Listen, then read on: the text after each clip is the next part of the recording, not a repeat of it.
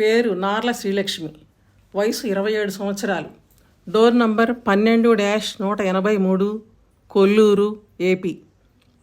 22/4/2022న ఆమె స్వయంగా వ్రాసిచ్చిన అనుభవం. నా పేరు శ్రీలక్ష్మి. అంగలకుదురు సాయిబాబా సత్సంగ సభ్యురాలిని. నాకు జన్మనిచ్చిన తల్లి లేదు. ఉన్న తండ్రి ప్రేమకు నోచుకోలేదు. చాలా బాధగా ఉండేది. మా అత్తయ్య గారు నాతో బాబా సేవలో ఎక్కువగా ఉండు అంటూ ఉండేది. సాయిబాబాకు సేవ చేస్తేనే ఇస్తారా, లేకపోతే ఇవ్వరా అని అనుకునేదాన్ని. ఒకరోజు సత్సంగ కేంద్రంలో గురువుగారు సత్సంగం చేస్తున్నారు. నేను ఈయనే కదా నాకు తల్లి తండ్రి అనుకున్నాను.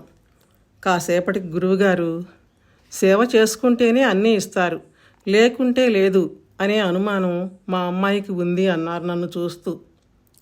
నాకు చాలా ఆశ్చర్యం కలిగింది. నిజంగా గురువుగారికి అన్నీ తెలుసు. మనసులో అనుకున్నవి కూడా చెప్తారు. సర్వజ్ఞతకు నిదర్శనం.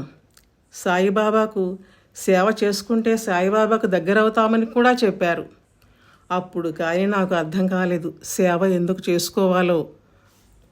నేను గత 4 సంవత్సరాల నుండి సత్సంగానికి క్రమం తప్పకుండా వస్తూనే ఉన్నాను. నాకు స్వప్న దర్శనంలో గురువుగారు చాలామంది అమ్మాయిలతో కలిసి తెలియని ప్రదేశంలో వస్తూ నన్ను పిలిచి ఒక్కదాన్నే ఆటో ఎక్కించారు. బాగా భయం వేసింది. ఏడుస్తున్నాను. అది చూసిన గురువుగారు, దేనికమ్మా ఏడుస్తావు, నేను నీకు అండగా ఉన్నాను, భయం ఎందుకు అని అభయం ఇచ్చారు. అంతే నాకు మెలకువ వచ్చింది. నాకు ఏమనిపించిందంటే, నాకు గురువుగారు నా సమస్యలు తీర్చడానికి, నా జీవితానికి అభయం ఇచ్చారు అనిపించింది. ఇది నాకు స్వప్నంలో కలిగిన అనుభవం.